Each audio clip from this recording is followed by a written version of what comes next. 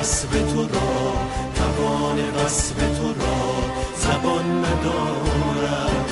بهار جلوه تو، بهار جلوه تو خزان ندارد. بیا به یاری دل، به غم گساری دل، که بیقراری دل کران ندارد. به شمع روشن شب، به این شکفته ز تب، بگو که سوز طلب نهان ندارد.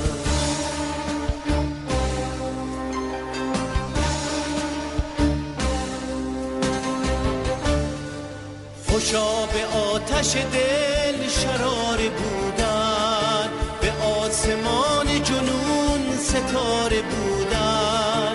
خوشا به ملک وفا سبک عنان و رها، تمند عشق تو را سواره بودن. نهاد سر به رهت، نشسته در شررت، به عرصه نظرت هماره بودن. بیا به یاری دل، به غم گساری دل، که بیقراری دل کران ندارد. به شمع روشن شب، به این شکفته ز تب، بگو که سوز طلب نهان ندارد.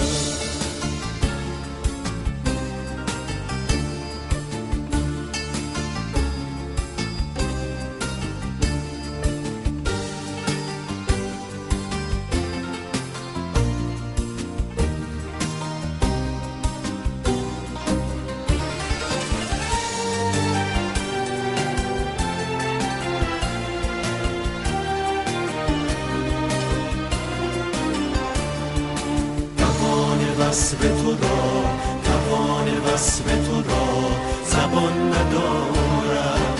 بهار جلوه تو، بهار جلوه تو خزان ندارد. بیا به یاری دل، به غم گساری دل، که بیقراری دل کران ندارد.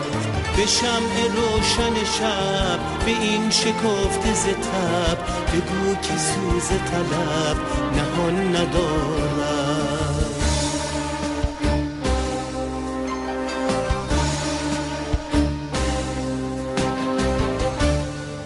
خوشا به آتش دل شرار بودن، به آسمان جنون ستاره بودن. خوشا به ملک وفا سبک عنان و رها، تمند عشق تو را سواره بودن.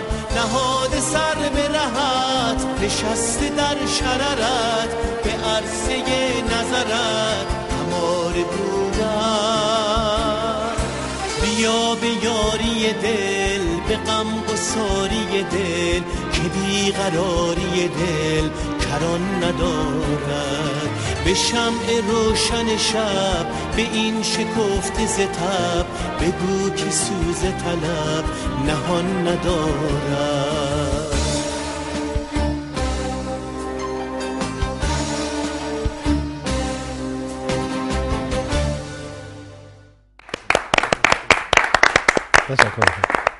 بسیار عالی، بسیار عالی. سلام قربان. سلام. شب شما بخیر و سال نو مبارک. آقای سلامت عزیز. به به به به. بسیار عالی. از خوانندگان طراز اول سلامت باشید. در کشور و مبارک قربان. سال پربرکت ان شاء الله. دیگه بهشون نباید بگیم سلامت باشین، خودشون سلامت هستن ان شاء الله همیشه باشن. سال نو برای شما مبارک. خواهش می‌کنم. کار رو معرفی می‌فرمایید استاد. با نام و یاد خدا که هستی بخش جان هست. خدمت همشهریای عزیزم، مازندران عزیز، سال نو رو تبریک میگم بهشون. ما هم خدمتشون. امیدوارم که هر جا که هستن امشب هم شب خیلی خوبیه. بله.